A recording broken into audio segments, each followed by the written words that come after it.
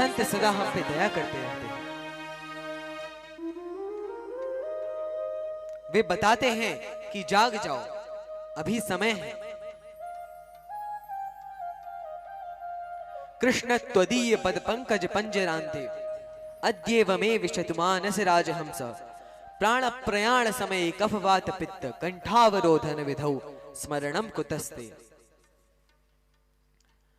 जब अंतिम समय, अंतिम श्वास गिन रहे होगे आप, उस समय भगवान का आप क्या नाम लोगे? जो अंतिम समय में भगवान का नाम लेता है वह भगवान के धाम को प्राप्त कर लेता है। लेकिन आपने जीवन भर भगवान का नाम नहीं लिया तो अंतिम समय में तो कंठ अवरुद्ध हो जाएगा, कफ वात पित्त से भर जाएगा। उस समय में आप भगवान का नाम कहां से लोगे? जीवन भर में आपने जितना जो कुछ भी पाप पुण्य किया है वही तो याद आएगा अंतिम समय में। इसीलिए अभी से भजन करो। नृदेह माध्यम सुलभम सुदुर्लभम प्लवम सुकल्पम गुरु कर्णधारम मयानुकूलेन नभस्वतेरितम पुमान भवाब्धिम न तरेत्स आत्महा। भगवान ने कितनी कृपा करी। नृदेह मनुष्य का देह दिया, आद्यम सुलभम हमें सुलभता से दे दिया, और वो है कैसा? सुदुर्लभम बड़ा ही दुर्लभ है। 84 लाख योनियों के बाद वह मिलता है। भगवान ने कृपा पूर्वक, कृपा करके, दया करके हमें मनुष्य जीवन दे दिया। प्लवम सुकल्पम गुरु कर्णधारम, यह जीवन एक नाव के समान है। यदि आपको नाव दूसरे किनारे पे ले जानी है तो आपको क्या क्या चाहिए? 3 वस्तुओं की आपको आवश्यकता है। पहली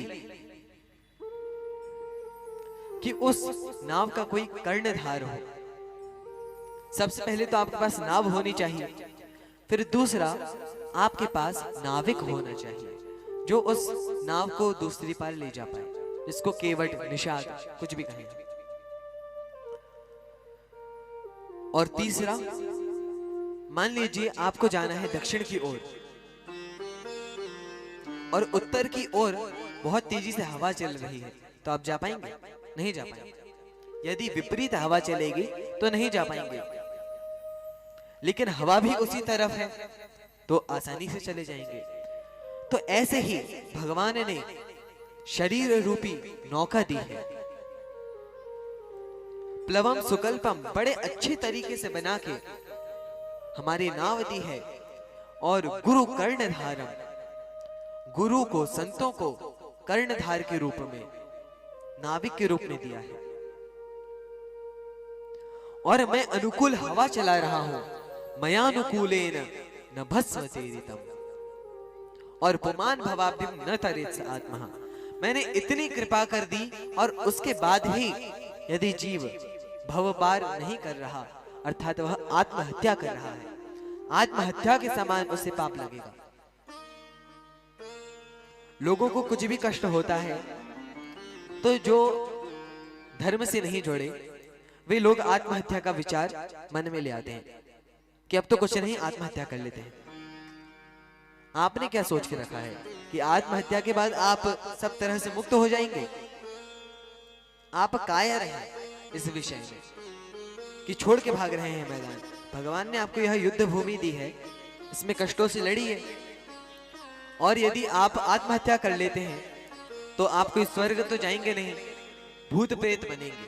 क्योंकि समय से पहले एक्सीडेंट में, आत्महत्या के द्वारा जिसकी भी मृत्यु होती है, यदि वह भक्त है, भक्त आत्महत्या तो नहीं करेगा, लेकिन मान लीजिए भगवान ने ऐसी लीला रची, एक्सीडेंट में वह शरीर को त्याग देता है, तो वह भगवान के धाम जाएगा। क्यों?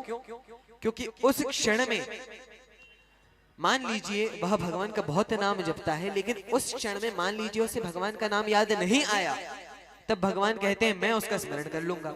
यदि वो मेरा स्मरण नहीं कर पा रहा है तो मैं उसका स्मरण करके अपने धाम में बुला लूंगा। लेकिन सामान्य व्यक्ति यदि आत्महत्या करता है, एक्सीडेंट में उसकी मृत्यु होती है, तो पहले तो वह भूत प्रेत बनेगा।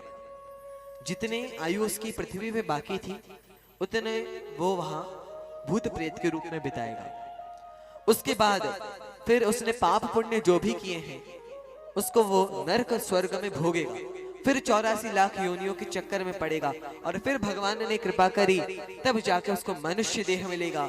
पता नहीं वह भारत में ही मिले, कहीं और मिल गया, और पता नहीं फिर सत्संग मिले, फिर ऐसे माता पिता मिले, पता नहीं, कुछ गारंटी नहीं है।